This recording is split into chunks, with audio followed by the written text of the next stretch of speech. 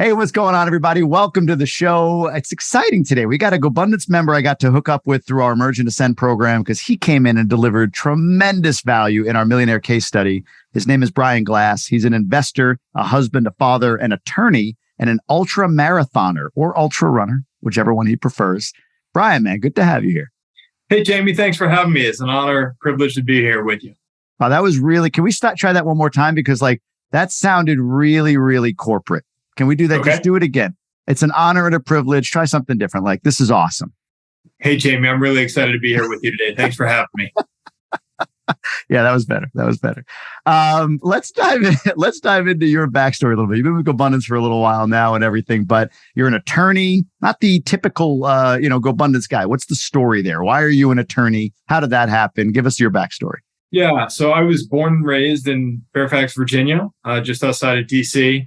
And, I had a completely normal upper middle class childhood. I went to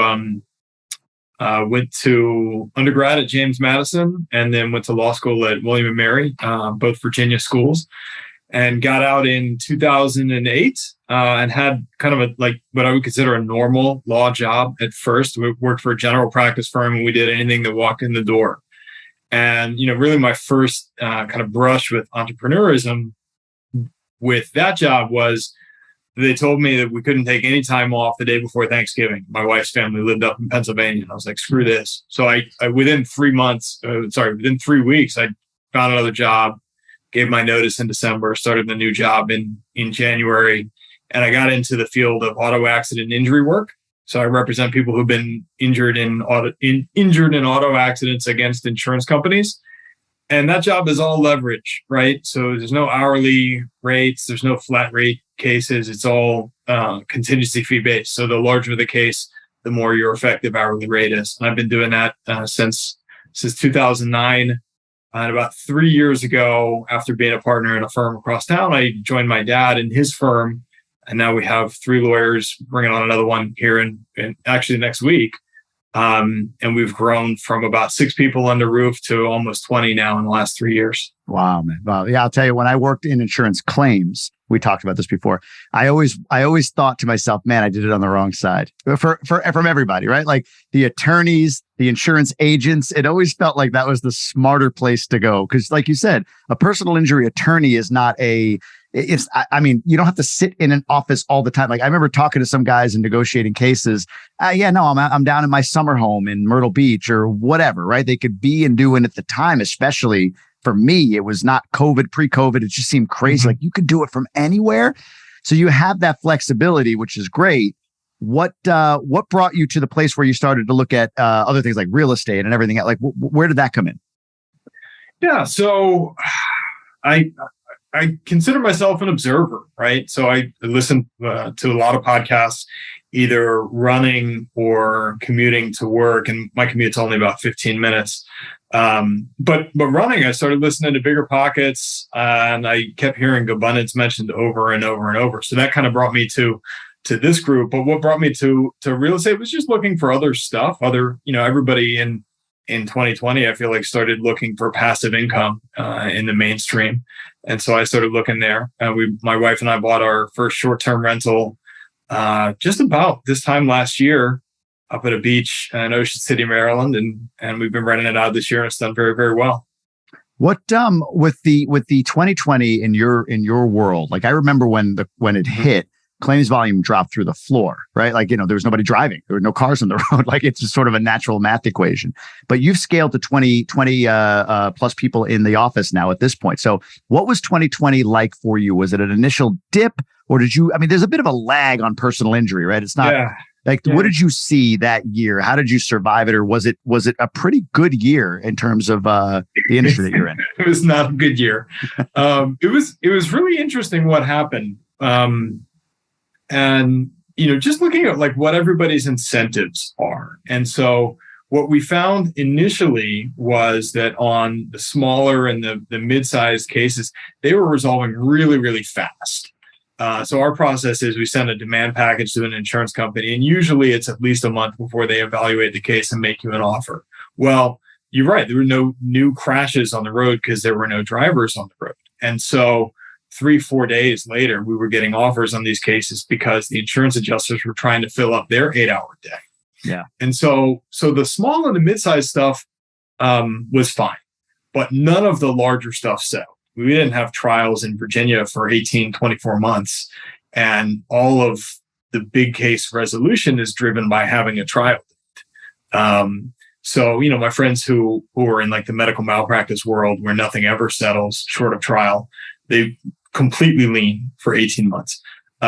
We survived. We did okay. But we've had our last 2 years, 2021 and then this year, have been best ever years, in part because 2020 was so bad. And we had a big backlog, Sure. that cleared in 2021.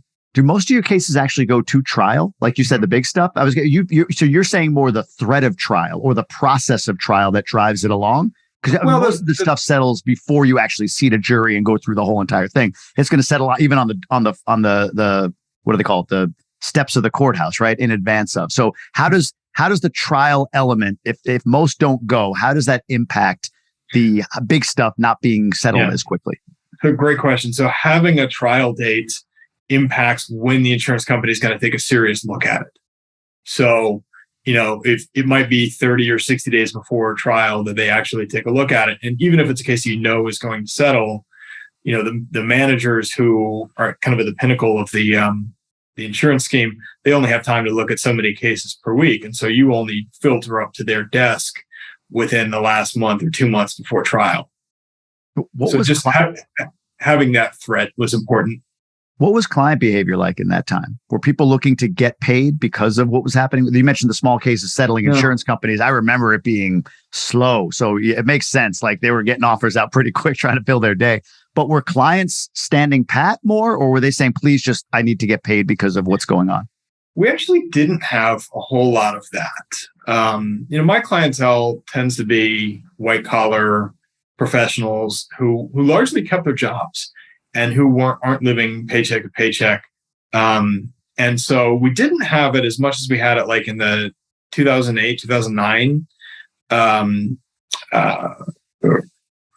recession. Like we had people who were hurting and needed money now. We didn't really have that in the last couple of years, maybe because of government stimulus checks, maybe because everybody was able to continue doing their jobs from home.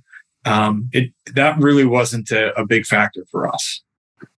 You talked about pivoting from the job you had as a lawyer where you couldn't take the week off or whatever over to personal injury, but not to your dad, not with your dad at that point. Was there a reason for that? And if so, why now, or why when you did a couple of years ago go work with your dad? What was that? Talk through that a little bit. Yeah, 100%. So when I got out of law school, that was the last thing that I wanted to do was go work for him. I mean, he's a great lawyer. Has a great reputation that comes along with it, but I wanted to make my own reputation and make my own friends and my own, way of doing things before I came over to work with him. And so, I was about a decade into my career. I was a named partner at the firm that I was working at, and a couple of things came together to make the timing work for us. So his firm had expanded into a larger office space, which is where we are now. My firm had decided not to expand into a larger office space. And then my wife had a really hard pregnancy with our third child and a really hard birth. She had a total blood transfusion, was in the ICU for a while. And so, I had this thought of if I don't do it now, I might never get the opportunity to come over and work for him. So those three things coming together said, like, this is the time to do it, because it might be another 5 years before we're making a decision about office space again, and the world's just aligned, and I moved over. Working with a spouse or any relative can be tough, dividing lines, all of that stuff. How do you and he coexist so that, hey, we're attorneys here, counselor, but you're grandpa and, to my kids when we leave this office? Did you anticipate that? Did you have any conversations about that? Just sort of talk about the idea of being a partner with a relative. That was, and it's funny because my wife just started working with us about 4 months ago also. And so I could talk about working with your spouse and working with your dad. But one of the things that we talked about is in the run up to joining together was, hey, like if this sucks, I can't fire you, right? You can't fire your own kid, or it's difficult to fire your own kid. And so, that was a consideration that we have, but frankly, we do two totally different things. So I run our auto accident practice. He works in this niche called ERISA, long-term disability appeals, and we've rarely ever crossed paths on cases together. And so we've been using EOS Traction to work. He's the visionary and I'm the integrator. And we're really happen to be really well aligned on what the goals are for the firm and where we're going. And so we don't really touch on each other in conflict almost at all. My wife started working with us 3 or 4 months ago. Now she's an HR professional. She'd come from a company that grew from 16 to 80 people. There's an IT company, and then they got acquired by an 800-person company. And so she went from, doing everything and knowing everybody and building a wonderful culture to kind of being a cog in the machine. And that made her life miserable for the year after they got acquired. So she came over and joined us earlier this year. And, it was the same thing. Like, well, what if there's conflict between how you want to do it and how I want to do it? But the reality is I have almost no opinion on any HR issues. Like, she has ideas about, well, we should change the 401k and do this instead. I'm like, that's great. Go run with it. So that they have both worked out really well. And we haven't really had any problems with, it's family and I'm bringing home the work business. Now it's been helpful. I think that in 2021 and 2022, we've had our best years ever. Right. Sure. Those are helpful things. And maybe in hard times, it gets a little harder, but the relationships have only gotten better since I've been here with family. Yeah, it's fun. My wife and I met because she reported to me at the evil insurance company, as you guys say on your side of the biz. We actually met when I was in law school. I interned at a firm where she was a legal assistant. It was her first job in DC out of Pennsylvania, and I worked there one summer and we started dating. So yeah. No, I'm with you. So it was very full awkward. circle. And then, right, once it was sort of, known that we were together, obviously she had moved to a different department. And then I took over that department. And there was a period where she didn't report directly to me. She reported to somebody else, but it was my department, right? So like all of her results were my results. That was weird because I was in boss mode at work, man. It was like, what happened here? Why did this? That wasn't good for the drive home. So good that you're in separate areas completely. Yeah. And the other thing that's been good for us is that we're really compatible. Like, she's good at things that I'm not good at and vice versa. So when she started working here, everybody's like, Chris is so much fun. I'm like, well, what have you thought about me the last 3 years? Like, I'm fun too, aren't I? Did you hear your intro today on this podcast? It is a thrill. It is a thrill. And it is amazing to be here. So yeah, man, you got to up the fun level if you want to match the wife, it sounds like. Well, one of those things is you being an integrator, though. I mean, honestly, it's funny that sort of like, that stoic approach, it makes it's synonymous to me in many ways with that integrator type personality, right? So that piqued my interest. EOS is so popular. Traction is, I hear people talking about it changing the trajectory of their business and their career. Do you mind deep diving that a bit? First off, let's start with what is Traction? Let's go there. What is Traction? Sure. Explain that. EOS, all of that. So Traction is a book by Gino Wickman, and EOS is a system for how to operate your business. And what it looks like for us, we hired an implementer to do it, but you could, in theory, you could read the book and then implement the systems yourself. We found it a whole lot easier to have somebody that we pay a pretty hefty daily fee to come in and coach us through our quarterly sessions. So Traction, the first thing that you do is you sit down as a leadership team with your company and you figure out, why are we here? Why are we here? And what are we doing? What's our core focus? And for us, it's different than what a lot of law firms would say. So most law firms would say something about justice, serving the clients, helping injured people against insurance companies. And yet that's what we do. But really our focus is creating a tremendous work environment for our employees.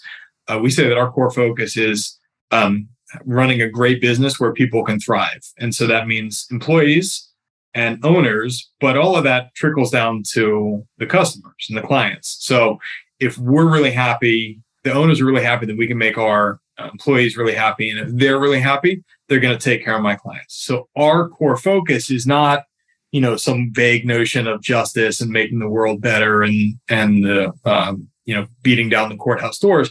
It's providing a great opportunity for our employees to do well in their lives. And so we work backwards from there to, what are our revenue targets, and then what are markers in the ground in the next 5 years, 3 years, and 1 year that'll get us closer to that goal. And so for Traction, we have the first couple of meetings that we had what's called vision building days, where our implementer came in and did, kind of pie in the sky exercises about what are your core values and what things are you trying to achieve. And then we brought it down to the ground on what needs to happen in the next 3 years, and the next 1 year, and the next quarter to move you closer to all of those goals. And so we have a weekly meeting with our leadership team where we go over what's called our scorecard, the metrics that move us closer to our goals, where we solve issues. Usually for about an hour, we spend, what are the issues that popped up this year? We discuss what that issue is. We make a decision about how we're going to solve it, and then we figure out how we're going to filter that down to the team and let everybody know. And so, we have those meetings once a week, and then every quarter we have an implementer who comes in, runs our quarterly meetings. And then one of the things that we started doing that's not core EOS is the day after our quarterly meeting, we take the team out and we do something fun, and we have a presentation of what it is we did last quarter, where we're going in the next quarter, and then we have some fun. So this quarter we went and we played pickleball. We had a little hour of instruction and an hour of games, and it was a lot of fun. You went from about a 0 to a 3 on the fun meter just now. Pickleball. I did. Yeah. You're going up. That's great. Was it your idea? It was not my idea. Down to a 2. We'll get you there. We're going to get to a 5 before the end of this podcast. You mentioned an implementer, hiring an implementer. Where do you find this person? Who is the implementer? Are they Traction or EOS certified? Like, what does that look like? They are EOS certified. I don't actually know where we found ours. We interviewed a couple of them, and we picked one. And then we worked with him for about 2 years. I'm sure if you Google EOS implementer, you can find the list, right? We worked with him for about 2 years, and he said, after 2 years, people either naturally go to somebody else, or they go and do it on their own, or they decide to continue with me. And we decided to go with somebody else. And the guy that we have running it now has a little bit more of a VC bent. He's in with a venture capital firm that installs him in every company that they acquire, which was appealing to us, for growth. And so we're on our second, and they vary in price points, and they vary in terms of, how willing they are to interject their own opinions about what you should be doing versus just facilitating the discussion on your team. So the guy that's doing ours now is a little bit more likely to interject, well, I saw this work at another company, than the guy that we had for the first 2 years was. What would you say are the number 1 and 2 or 1, whatever, however many you want to list, key differences pre versus post implementation of EOS? So today versus before you were here and the business was operating, what are the key differences, results or culturally or whatever jumps to mind for you? So number 1, alignment on where we're going. We started out with a leadership team of 75% of the office, and we've winnowed it down by saying, here's where we're going, and you're either helpful to getting us there or you're not. And a lot of the people that were on the leadership team initially are not in the firm anymore. And so number 2 is getting the right people in the right, getting the right people on the bus and then getting them in the right seat. So once you know who's aligned with what it is that you're trying to accomplish, making sure that you have the right people on the team in the first place, and then getting them into the right position in the firm. So I'll give you an example. We had a lady who was working here, and she was an administrative assistant, and she didn't like conflict. And so, when we were asking her, listen, the job is to go to insurance companies and get something out of them, or go to doctor's offices and get medical records out of them. It was taking a lot longer than it should have, because she didn't like upsetting the person on the other end of the phone who probably wasn't doing their job. So we moved her into kind of a reception position, but during COVID, we didn't have very many people walking through the door. And we just called her the director of happiness. like, because she has this glowing personality, and everybody loves her. And so we said, your job now is to make everybody who comes into contact with our office happy, whether that's stocking all the employees' favorite snacks or making sure that, on somebody's birthday, they have the cake that they like or a present with their college logo on it, down to, knowing the names of the kids of the FedEx driver and the UPS guy, and making sure that every time they come to our office, they get something. They get the kind of drink that they like to take back on their route. Like, there's no other offices doing that for these people. And so we try to be really good at making the interaction positive for everybody that we touch. I mean, it's like in the real estate world, the sphere of influence. Yeah. We try to increase our sphere of influence to everybody that we touch. So getting everybody aligned with where it is that we're going, and then making sure that we have the right people. We've had a ton of turnover since we started, but I'll tell you that we've had only one person leave who we wish we could have kept. And she left because the position that she was in, we never could have met her salary requirements and what she ultimately ended up being paid at the real estate development firm that she went to. Makes sense. Okay. The director of happiness, I really like the creativity with that, right? Like that's, what is this? It's the idea of like when you coach a football team, right? Like there are coaches who have a system, but their quarterback doesn't work in that system, and they ruin the quarterback because they're tied to their system. And then there are coaches who understand, like, my system needs to adapt to the talent. And that's what you're doing essentially. When you were virtual, how was the director of happiness effective? I would imagine, or were you ever virtual? I'm assuming that for some period you were, but go ahead. Yeah, we were like hybrid virtual. So at the time we had probably 12 or 15 people.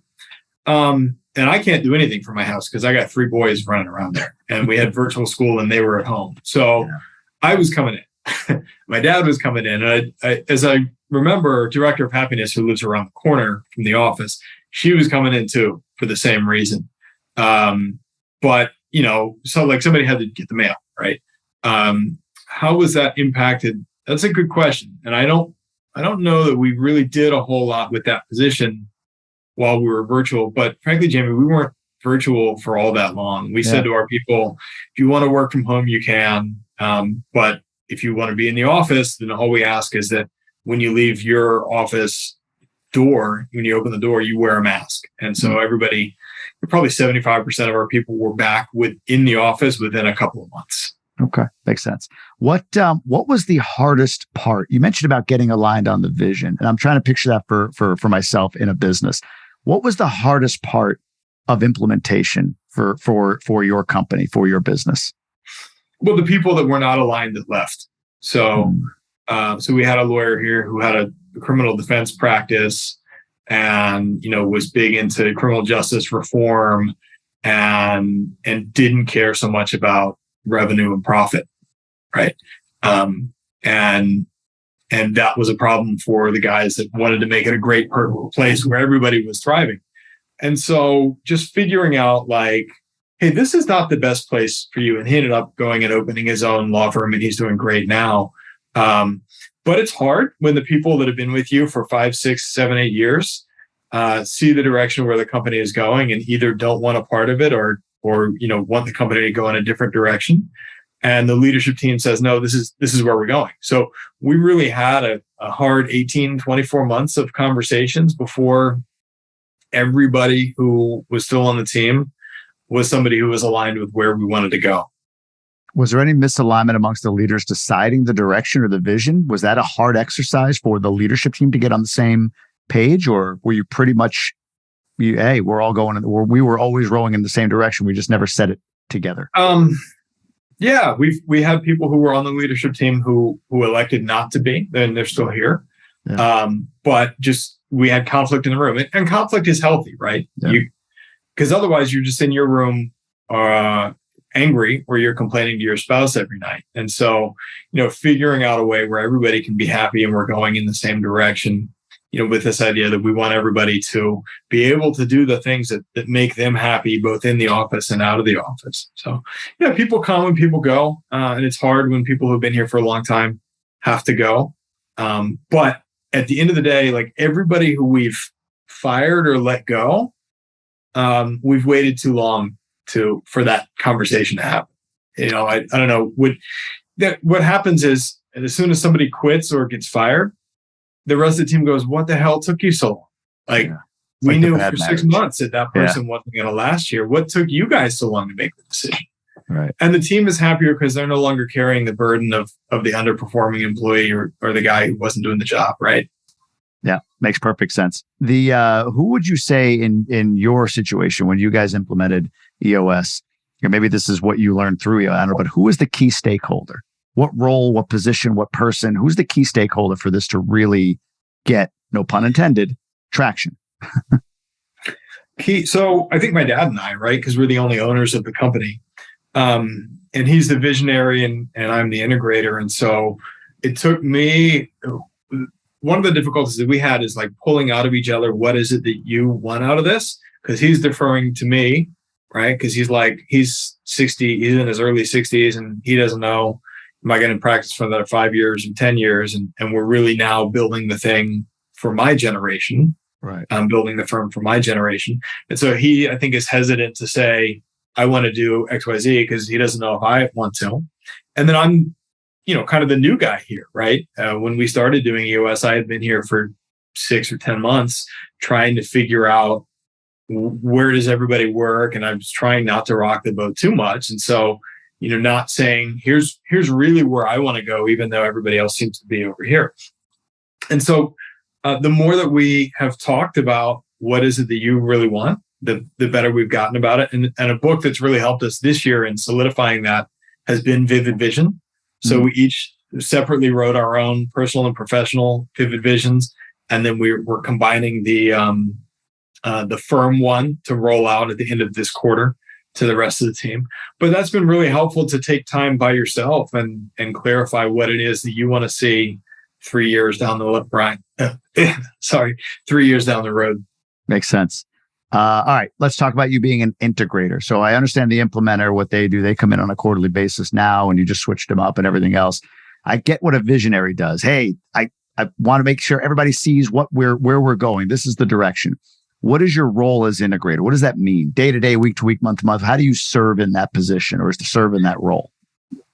Now, my job is to make sure that our accountability chart is really good. So not an organizational chart, in the sense that you can be in several different spots on the chart, and to make sure that hold people accountable to doing the things that are in their box, as we say in EOS, right?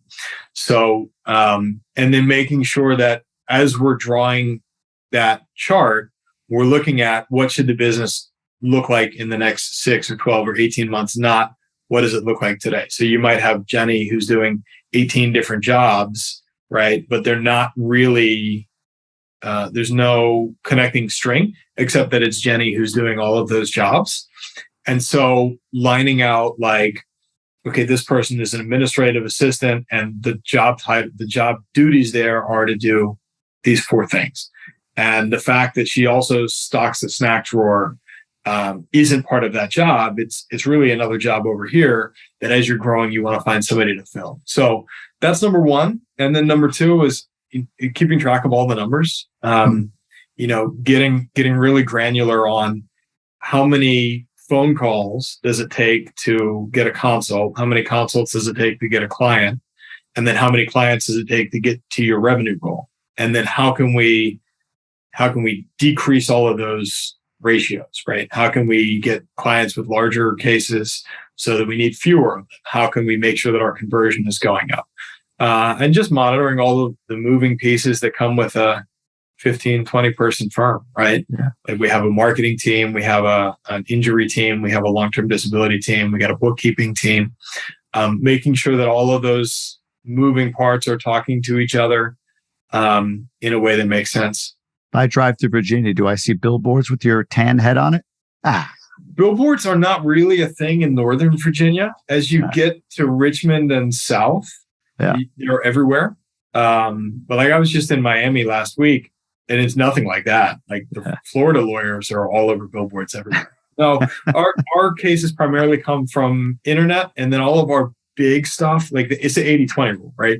So 80% of our cases are internet and word of mouth, but that probably makes up 20% of the revenue.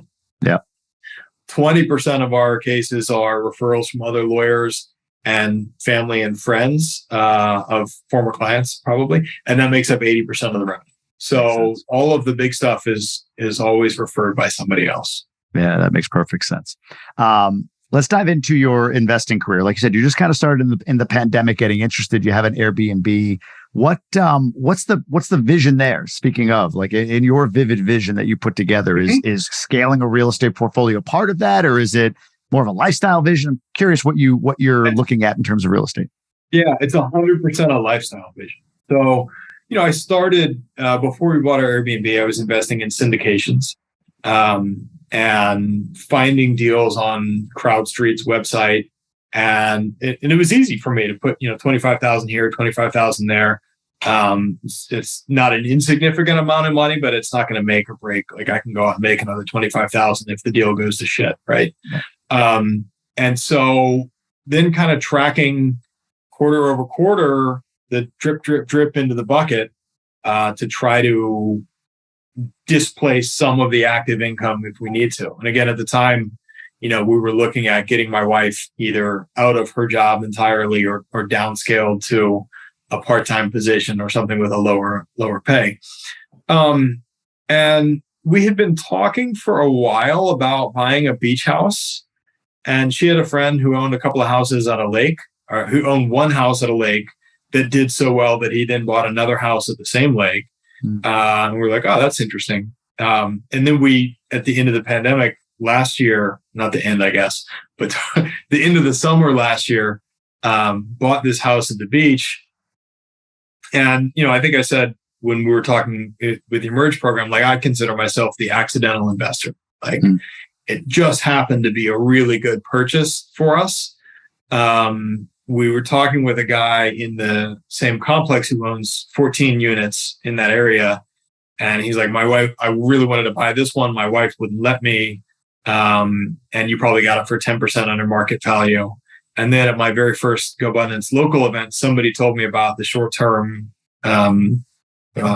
cost segregation depreciation rule that let me write off virtually all of my active income from 2021.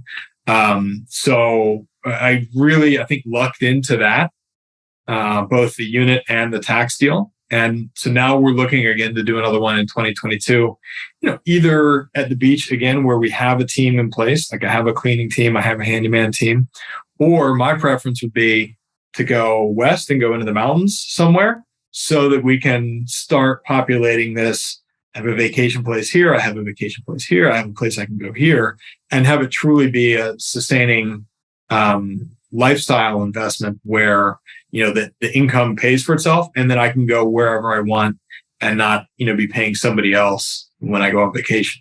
So whose preference then, if yours is to go to another location, whose preference is to stay in the beach town with the systems and processes? Is that your wife? That's my wife's. Yeah. Okay. The ease of, in our family, like I'm the visionary and she's the integrator. So she would be dealing with finding all of the other parts. Yeah. I'm like, oh, I wrote this great ad, or not ad, but I wrote all the content for the Airbnb and the Vrbo website, and it's attracting all these people. And now you got to deal with it. Like, I'll deal with everything on the front end, but you got to find the cleaner and you got to find the handyman. So that falls on her. And I think she doesn't want to do it in a new market just yet. But that's the discussion that we're having in the next month or so.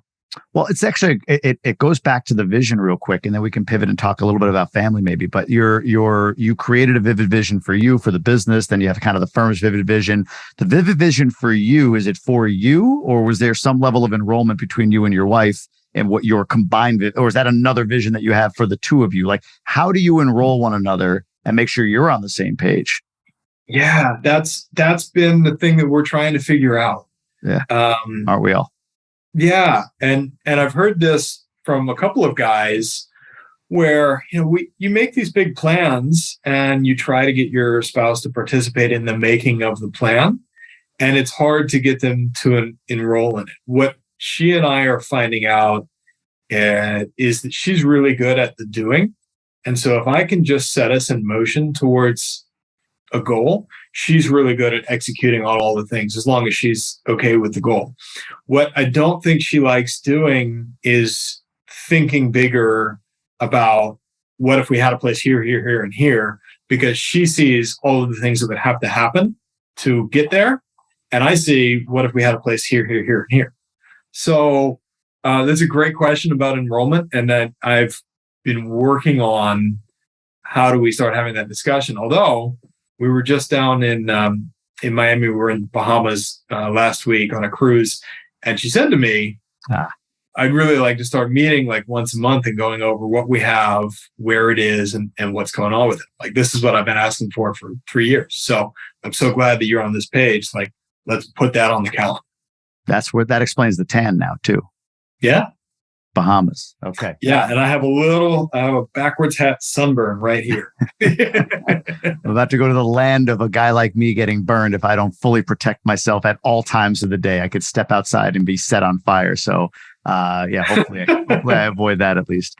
No, it's a great point with the spouse, because it is, but something you said there really, really was interesting to me, because you said this about your business with the director of happiness. And then you just sort of said the same thing with your wife, which feels like it's a mindset that you're either evolving into or that you have, which is, how do I position the people in my life in the areas in which they're the best equipped to be? Like, to your point, I want to have a here and here and here, but she sees the challenges with that and sees scalability in one market. So, okay, how do I then position her, in some way to get to be fully in her gift while I can still go about the longer term building of my vision or whatever, right? So you seem to have a thing where you like to put people in positions where they thrive as opposed to square peg round hole. Is that fair? It's fair, and I have to tell you that it's new to me within the last couple of years, and you always hear about like the way to get what you want is to get 1,000 other people what they want, right? Yeah. And that never resonated with me until I got to a certain point of financial stability on my own. And now that I'm there, my goal now is to help my team all elevate, help my wife elevate. Like, now that I feel pretty good about where I am, I want to bring other people along with me. So yeah, that's new to me, probably within the last 12 months. And it's the product of some coaching and some culture things that we have here. But 100%, like, if I feel like I'm in a place now where most of my day is spent doing stuff that I enjoy doing, and I want to help other people get to that place. Yeah. The when I unpack my corporate career, it's not wrong or right, but for me at least, what I always struggled with and didn't know it, but after leaving and thinking back on, like, what was it about it that just never really ever clicked? Like, I never was me, but I did it for so long. And one of those was job descriptions. Like, you have to have them. I'm not saying you can't have a job, but the job description was always like, this is the box, fit in it. Right. And like, these are the 8 attributes that the person will possess. And it's like, you find the right person, sure. But often, maybe they're good at 4 or 5 of those things. The other 3, not so much. But there wasn't an ability for that person to make the decision on what they could, not do or delegate or hire in often, because, well, no, this is your staff. This is what you can get. Whereas I feel like what you're learning and what I'm learning really, or what you've learned and what I'm learning is, why don't you look at the skill set of the individual and what their genius is, and then build the expectations of what they do behind that, right? Like, that to me feels like the more, and again, I don't know the answer if you're in a large corporate environment or you have a big company. I don't know the answer to, like, well, we got 800 people. I have to evaluate each one and come up with something custom. No, but there's something in that just didn't work for me. And maybe that's exactly it. I'm not built to be in a 800, like your wife, right? I'm not built to be in an 800 person organization. I like the startup small space or whatever it may be. But that was always a disconnect for me. It was fit in this box. Well, for me to fit in this box is what I get. No. Fit in this box and do these things. Like, well, then what creative outlet do I have? None. Fit in this box and do these things. That always bothered me. You look like you want to say something. Go for it. Yeah. I mean, that's part of why I like doing what we do, right? Yeah. Is it's not, so my work there's some formula to it, but it's really not all that formulaic. And there's so many different levers that I can pull in terms of putting more dollars in a client's pocket or moving a case along a little bit faster. Like I really enjoy not being on the conveyor belt of here's what's got to happen next. Yeah, 100%. I'm with you on that. Let's go through some of the pillars here. So we talked about wealth. You've got the business that you own. You've got some real estate that you've purchased. You're going to purchase more where your wife doesn't want to because you're defiant as an entrepreneur. That's what I heard. So all of that's there, right? You have no fun in your life. We got all that. Your wife. You've been married for how long? And tell me about the boys. You have 3 boys. Done. More coming. Give me a little bit of that. Yeah. So we've been married for 13 years, and we're done.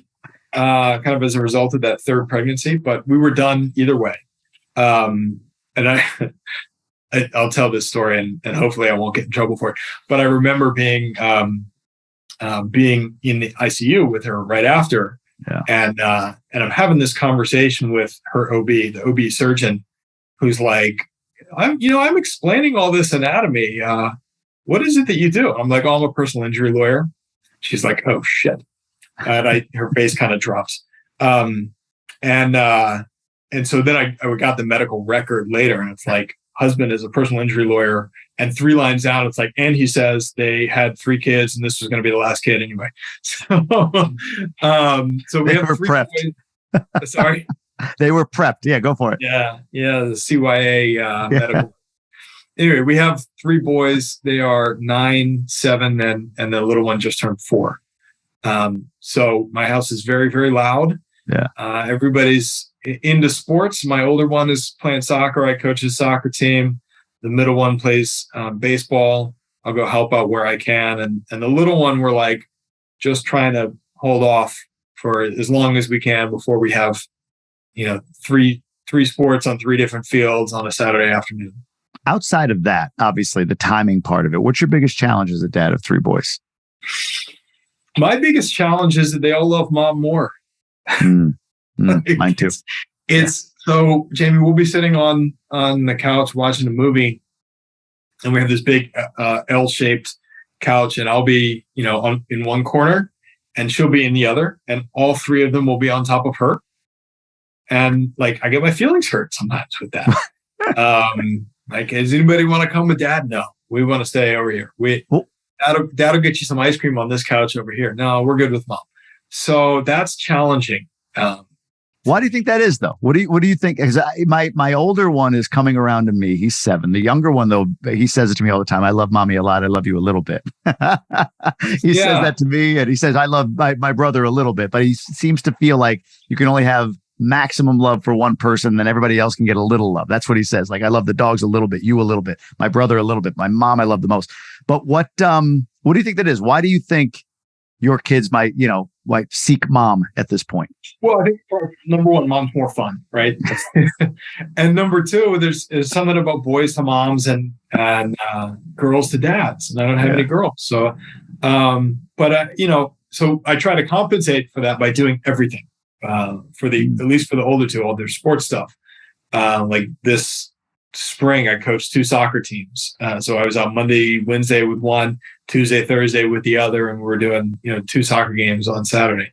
And I would have been there anyway, like spectating, but I would have been able to trade off who's taking them to practice. So I try to compensate for that by being involved in everything that they do. Like I help out with their Cub Scout troop, even though I'm like the least handy dad there. It's like, how do you start a fire? I have no idea. Like, get me some matches and a newspaper, and I can get a fire going. But if we're in the woods, we don't have any of that stuff.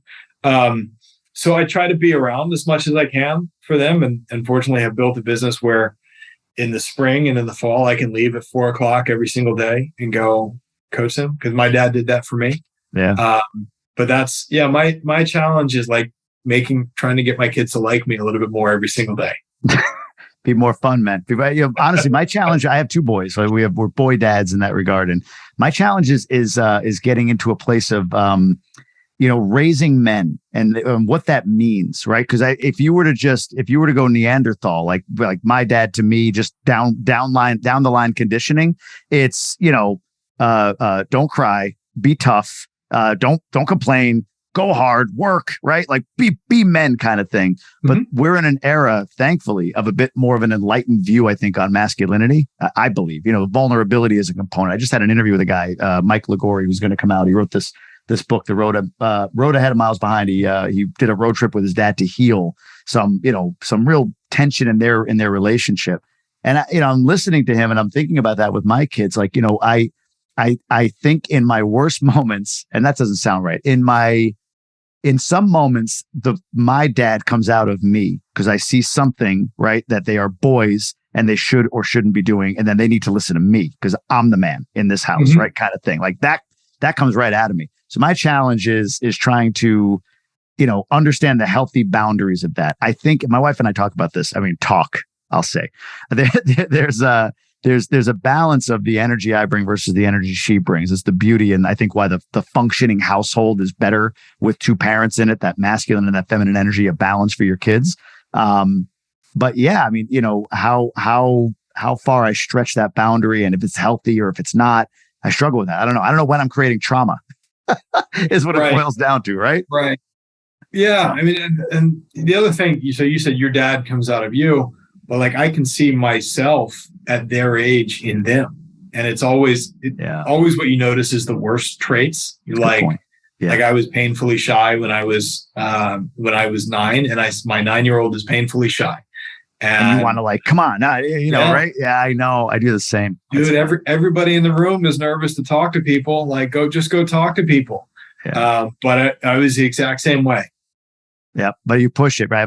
I was very, I guess kind of an empath as a kid, right? Like, don't get in the way. Don't ask somebody at your friend's house. Don't ask the mom and dad for water. That's inconveniencing them. Like I had this sense that I could not, I could not bother anybody. My older one has a bit of that. And I find myself overcompensating in trying to kind of coach him through it.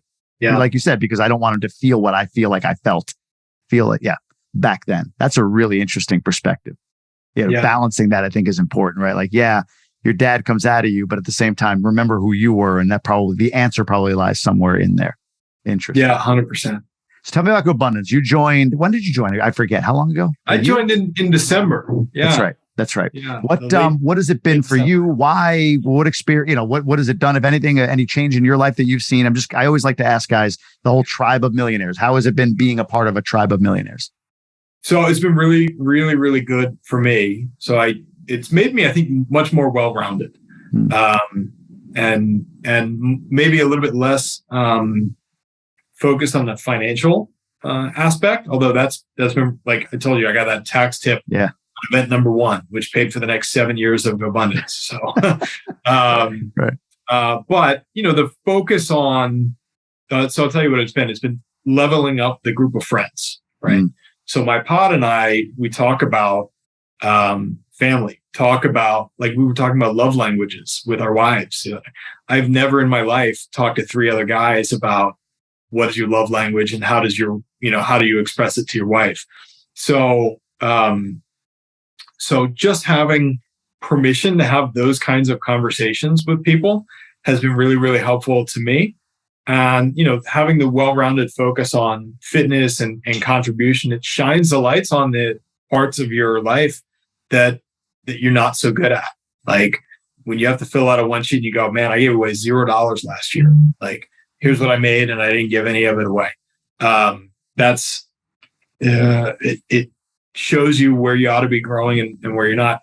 And then having people, you can walk into that room and have massive imposter syndrome about like, holy shit, look at how much money that guy has and how many horizontal streams of income. But once you get over that and you realize everybody has those dark spots that they're working on and you can help somebody out, like it's been really, really good for me. Yeah. Yeah. It's funny. I came to realize that when you start growing in a different direction from your friend group, your regular friend group, like you said, you level up your friends. You start to chip away at the percentage of you that you can be with them. Right.